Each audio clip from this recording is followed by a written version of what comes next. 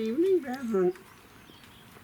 I see that you've come together in solemn assembly to greet this phenomenon of a biped passing who dares to stop and salute you, because you're wondering what a biped thinks and does, and you're quite puzzled when a biped has time for a quadruped. Well, there's a good reason to have time for a quadruped. You know what it is? Well, it's that a quadruped like you has a lot to teach us. You know what it is? Well, I'll tell you.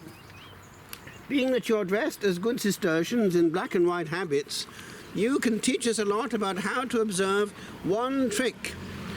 Do you know what it is? I think I have a good idea. It's this. It's what I learned when in formation, that to be in your mode with only ears functioning and the mouth not emitting is a very safe mode of being. Do you know why? Well, it's like this. You will never cause harm with what comes out of that orifice that we call the mouth.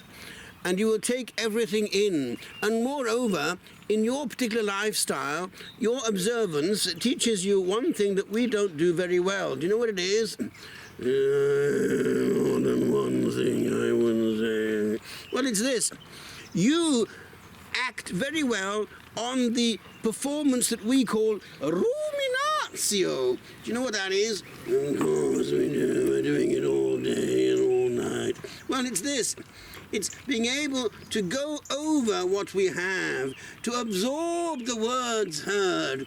Because with one word, ruminated, one can become very enriched. Whereas modern man is contaminated by one thing. Do you know what it is?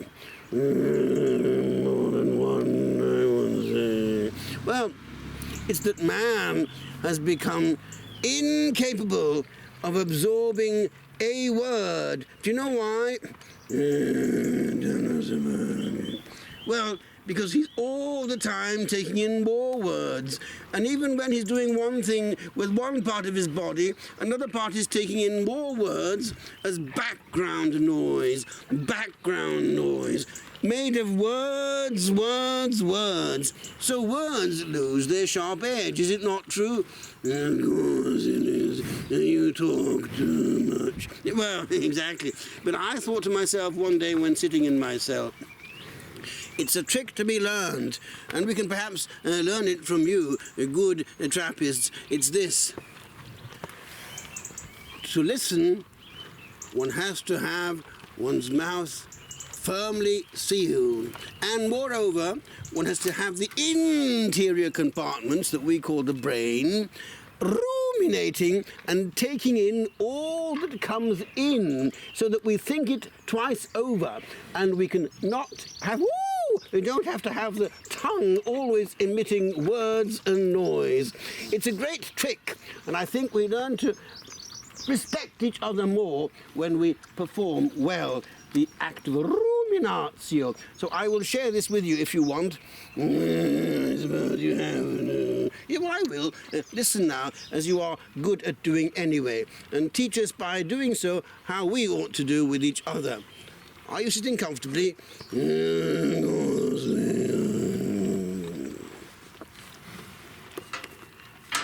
art of listening.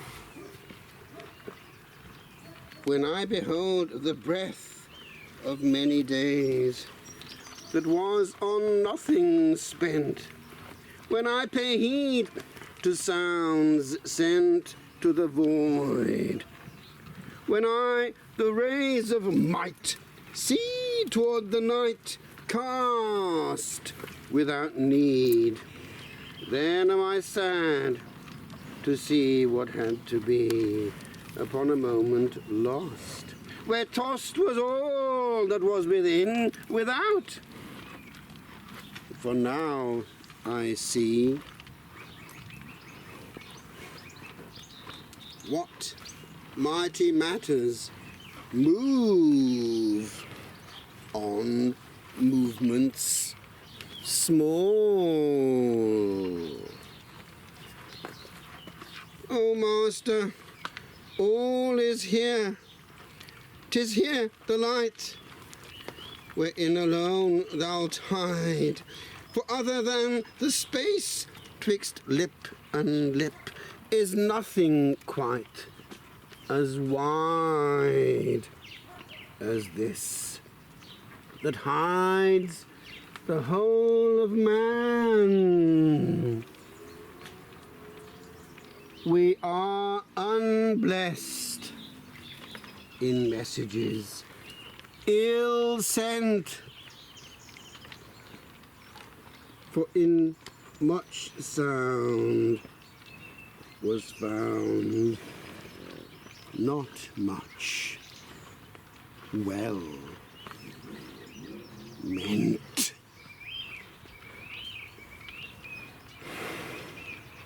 Do you agree, brethren? Well, I think we must learn from your performance. Input, absorption, and very little output in the ways of multiplied words.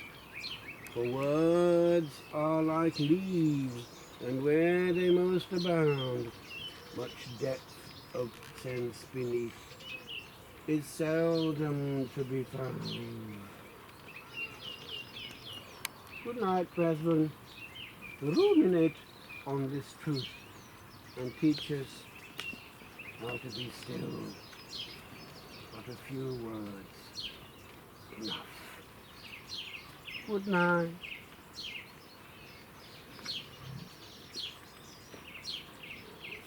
Good night.